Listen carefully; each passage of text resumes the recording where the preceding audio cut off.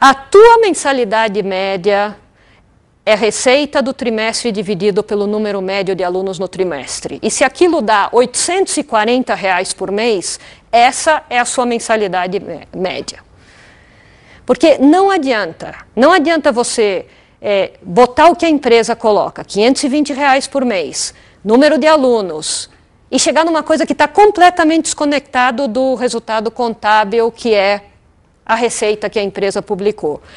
Isso é uma coisa para botar uma pergunta. Quando vier a apresentação da empresa, pode ser uma das perguntas para a empresa. Olha, dividindo a receita pelo seu número médio de alunos, me deu uma receita média de 800, uma mensalidade média de R$ 820, e vocês estão falando que é 500.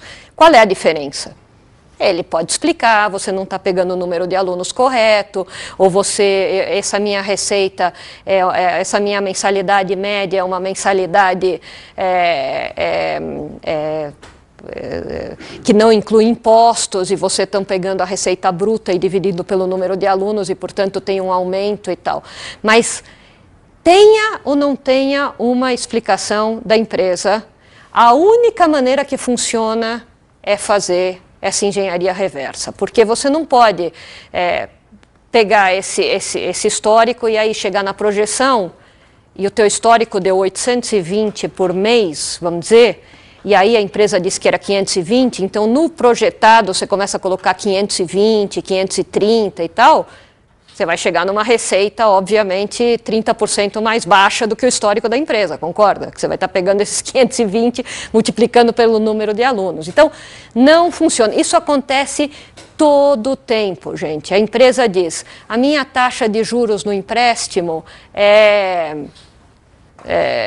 6%. Aí você pega a despesa financeira, divide pelo endividamento e descobre que é 12%. Por quê? Talvez porque a empresa se endividou no meio do trimestre, por isso a despesa financeira é mais alta, mas você pega as pontas e fica mais baixo. Talvez porque ele te falou 6% e isso é sem inflação, mas quando você coloca inflação é tal. Não importa. A única coisa é que se a empresa historicamente teve uma despesa financeira de 18% sobre o endividamento, é isso que você tem que usar para frente, porque senão você vai botar 6% lá na frente e vai chegar numa despesa financeira que vai estar errada na tua projeção. Então, isso é uma coisa muito importante, é pegar a informação, a combinação entre os dados operacionais e os dados contábeis e fazer a coisa de trás para frente para chegar. O importante, gente, não é o tamanho do número. O importante é como o número evolui no tempo. Você está preocupado aqui se aquilo vai subir, se aquilo vai cair, e não exatamente no tamanho que está, enfim, aquela despesa financeira, ou aquela mensalidade, ou isso, tá? Bom, e aqui a última dica é incluir muitas linhas de crescimento ano sobre ano, trimestre sobre trimestre, margem bruta, todo tipo de reality check. Um dos maiores perigos numa projeção é que a gente vai se animando trimestre, e a gente acaba com uma margem bruta altíssima, ou uma margem líquida altíssima e tal, e se você não tem algo que está te mostrando que, opa, essa empresa está com margem líquida em 2015 de 30% e deveria ser 5%, você vai embora com isso e vai apresentar isso no teu relatório, vai apresentar para os juízes e eles percebem isso, quer dizer, nós todos passamos por isso muitas vezes na nossa vida, eles sabem olhar exatamente esse tipo de coisa, tá? A outra coisa aqui que eu não estava falando é o final, é a parte da sazonalidade que eu já falei para vocês. Quer dizer, os dados históricos te permitem ver muito a sazonalidade, que é uma coisa muito importante para a projeção dos trimestres futuros, né? Bom, isso aqui é um revenue model de uma empresa de educação.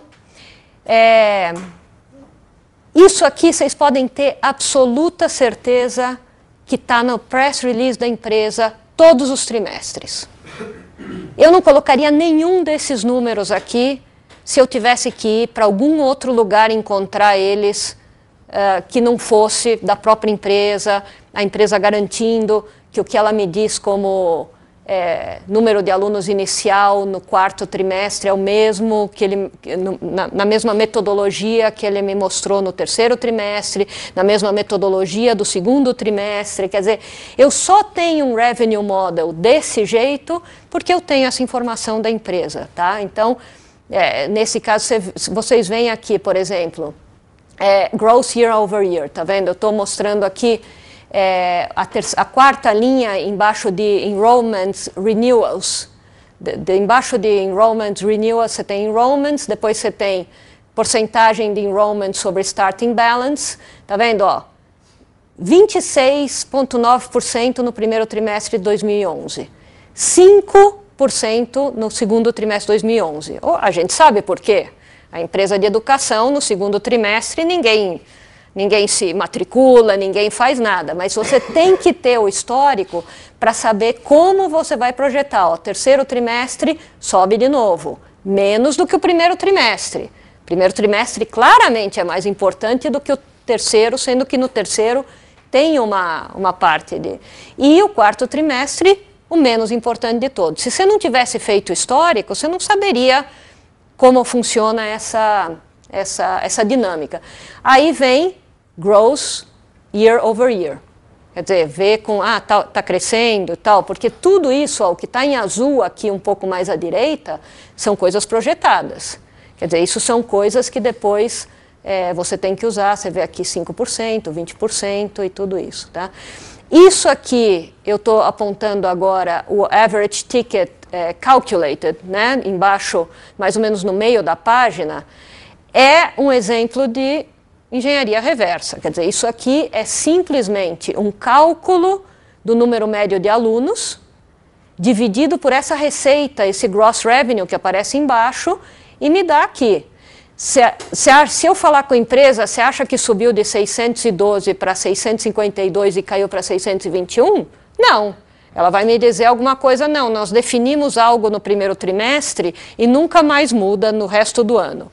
Mas a verdade é que eu faço o cálculo e me dá uma mensalidade que vai para cima e vai para baixo e não tem outro jeito, porque aqui na frente eu vou estar projetando, aqui na frente eu vou ter que botar uma mensalidade, um número de alunos para eu chegar numa receita, eu vou estar fazendo o contrário. Então eu preciso ver o que aconteceu no passado da mesma maneira que eu vi no histórico, né?